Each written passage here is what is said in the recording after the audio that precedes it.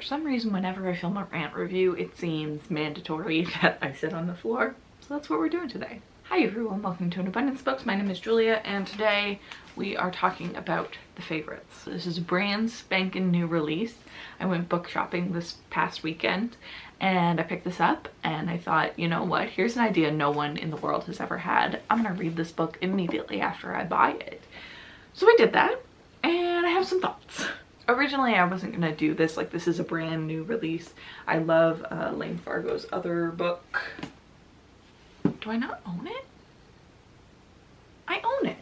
Did I loan it to someone? Okay, well, I'm gonna have to track that down now. They Never Learn is the last one I read for her. A big booktube darling. It says on the back here too that like she likes telling feminist rage stories. And so that's what I was looking forward to with this. The opening is very intriguing. Let me just read a little bit of it for you. So this is from our main character, Katerina Shaw. Don't fool yourself into thinking you know me. By now you've heard it all. Katerina Shaw is a bitch, a diva, a sore loser, a manipulative liar, cold-blooded, a cheater, a criminal, an attention whore, an actual whore, even a murderess. Call me what you want, I don't give a damn anymore. My story is mine and I'll tell it the way I skated, on my own terms. We'll see who wins in the end. And so you're like, that's a lot of stuff that's gonna happen. I'm hooked. Let me pitch this book to you. I should probably do that. So this book follows Katerina Shaw, who is an ice dancing legend. There is a Netflix documentary coming out about her, and so she is writing this. It's not explicit that she's writing a book. The meta kind of falls apart there, but she's writing this to tell her own story about what actually happened. So it follows her and her childhood best friend, skating partner Keith, as they try to get to the Olympics. And there's a lot of highs and lows, a lot of competitions, a lot of skating, and you find out what happens. Originally, yeah, I wasn't gonna do this, and it was because it's a brand new release, but then I checked Goodreads and it's already got 14,000 ratings somehow and a 4.3 average, and that's too high. So now I'm a hater and I'm here to bring it down. Let's start with all of the pros. First is the cover. This is such a perfect cover for any book. The UK one, far less good, but this is just exactly what I want from a book about ice dancing.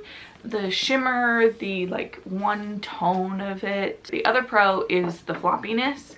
This book is such a joy to read. It's like 450 pages and it just sits perfectly. Like even from the first page, the flop is excellent. I ended up reading a lot more of this physically than audio than I thought I would. Just because the book is so nice to read. I even like the font. Like that's something I usually don't think about, but just looking at this with my eyes and holding it has been so nice. The other pro is of course the readability. This is 450 pages and I read it in like a few short days. This flew by. It was really engaging. There's always something happening. There's always a cliffhanger to leave you on. That it definitely didn't feel like 450 pages. We covered like 10-15 years in this book and it really flies by. Do I have any other positive things to say? Yes, so this is interspliced with interviews also. So it's told mostly from Katerina Shaw, her main character, but then in between chapters you'll get interviews from a Netflix documentary that's coming out, and those were all great. I love the interview portions of book. This really felt like a poor man's Daisy Jones. It felt very inspired by Taylor Jenkins Reid's stuff, which even in the acknowledgement she says like Taylor Jenkins Reid was a huge inspiration. And those interview portions, I love an interview in a book where you get two perspectives immediately, one after the other, where it's like, what's a good example? They say like, it was the best skate I'd ever seen in my life, and then the next person is like, it was okay, it wasn't as good as their world's one, you know? I love that kind of thing, to not have an absolute truth in a book, where you can kind of fill in the gaps more of your own and consider biases of the characters. It makes the characters feel more real and less like the narrators of a story. The audiobook also I dipped in and out of. It does have a full cast for those interview sections, and I love the interview sections. I think those really helped me be able to read further on when like I can hear Garrett or Jane's voices in my head in those interview sections. It helped to really distinguish them in a way that I don't think necessarily would have happened. Daisy Jones, also, the audiobook is the best thing about it. It's not the best thing about it. It's a perfect book, but the audiobook kind of makes it. The problem with the audiobook is the Katarina Shaw narrator. I hate it. I really tried to get on board, and it was a while where I was like, is it the character? Is it the narrator? But I much preferred Katarina when I was reading her with my own eyeballs. I think now it is time for the cons, which I can just keep thinking of the Drag Race meme, what do you do successfully? Like, nothing in here is a slam dunk, other than I guess like the readability of it, but like the setting, we're constantly flipping back and forth. You never have time to feel settled in a place. They're not really described. The skating is hardly described. It's much more about like the feeling of it. We don't get any technical language around it. They would hardly spend any time on talking about these dances that they made, like what's actually happening in them. It's like we did our thing and then I kind of blacked out. They seem to black out when they're skating a lot, which is a real cop-out. And the characters, these are some of the thinnest characters I have. You'll see one tab in this whole book. This is on page 348 out of 436, so less than 100 pages to go. This is the first time that the boy, Keith, has a personality. This is the first time that he says anything remotely charming or like with emotion in it that isn't just like grunting or being like, do what you want, Katarina. And it's like literally nothing. He's saying like hot yoga is so last year. It's all about Soul Cycle now. They're talking about like how LA has changed them. We're that far into the book. Like this is much more of a messy drama romance than a contemporary skating book. And the love interest is awful. Like I don't think he's an awful character, but like we get literally nothing from him. We have no idea about the relationship. It's just like, it's messy, we're so close, but like, do they ever have a conversation? Have these two ever had a conversation with each other? Honestly, I do not think so. And they keep having this like pull, like they're magnets, they can't get away from each other. But like, why? Give me any reason other than they're like childhood best friends. The big problem is no one in this book has conversations with each other. Like, I think that's why my favorite characters were probably Ellis and Garrett, because they are also included in the documentary. So they actually got to talk and have dialogue and like express who they are as people instead of being filtered through Katarina's lens, who only cares about skating, only cares about herself, and like is just annoying. It's just so annoying to read.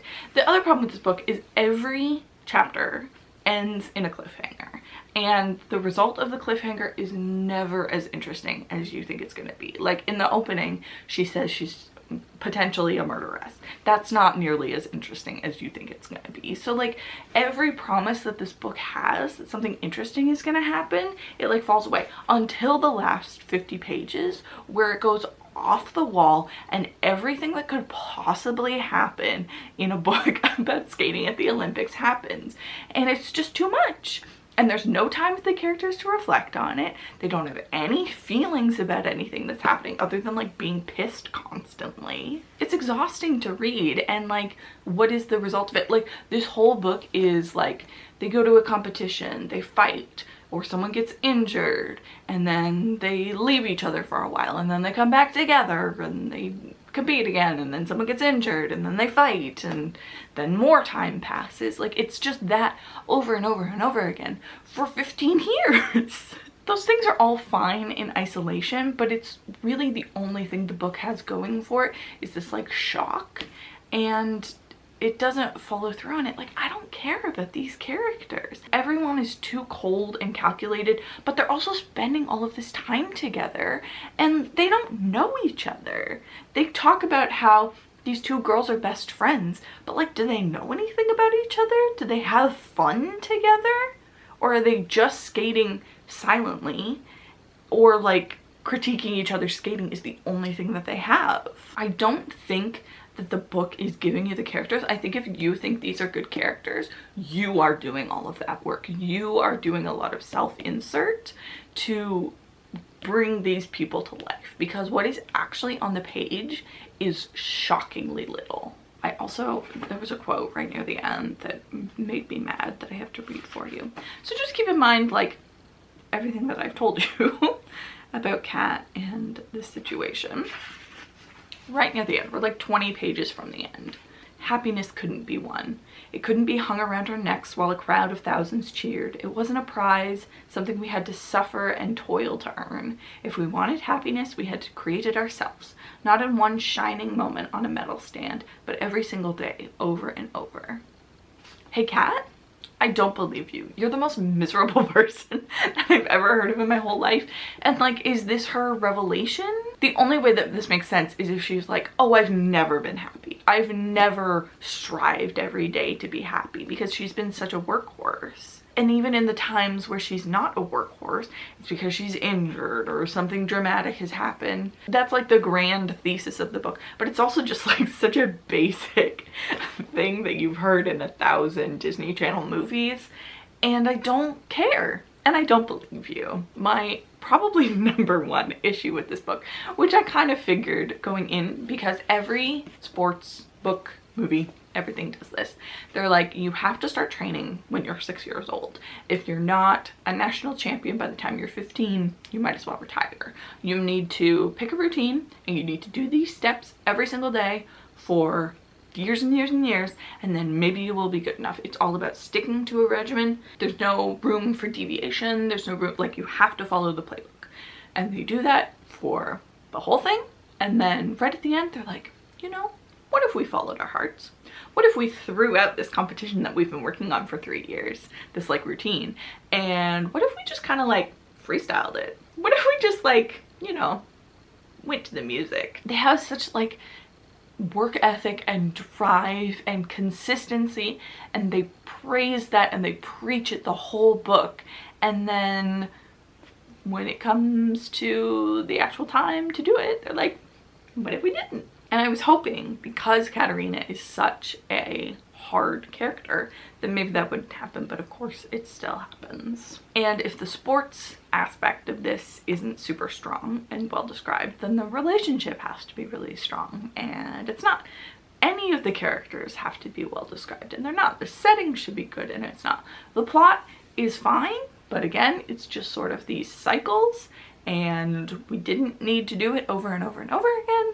We could have let it breathe and had some room for other things. My other issue is like this coming from Layne Fargo, where They Never Learn is such a feminist story. It's really messy. It's got such a messy, morally gray main character, but she's so interesting. She has so much going for her. And she puts herself in like interesting situations where you get to know her. And I was hoping to get kind of the same thing with Kat, but you don't.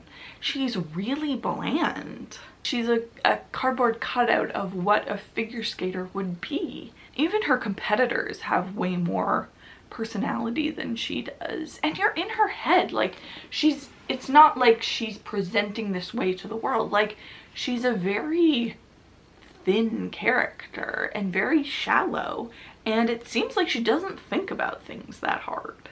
So with all of that being said, what is my rating?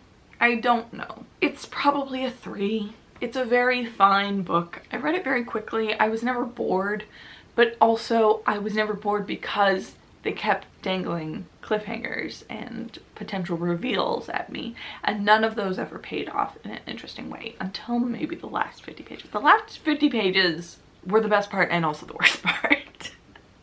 It just got dumb. 2.5 is the correct answer. Whether it's gonna end up as a 2 on Goodreads or a 3, I'll figure that out later, I guess. But it's really disappointing because this should be such a good book for me. This should be like, if you give me Taylor Jenkins Reid plus murder, yeah, of course that's going to be the best book ever. You give me dramatic Olympic tension, yes, I want that. But you didn't give that to me. You gave me a bunch of empty promises, and I sat through them for 450 pages. But I think that's all from me. I think rant over. If you have read The Favorites by Layne Fargo, please let me know what you thought of it. I know I'm in the minority here, but I think I have nuggets of wisdom sprinkled in there, even if my conclusions might differ from yours. Yeah, let me know. Thank you so much for watching, and I will see you very soon in another one.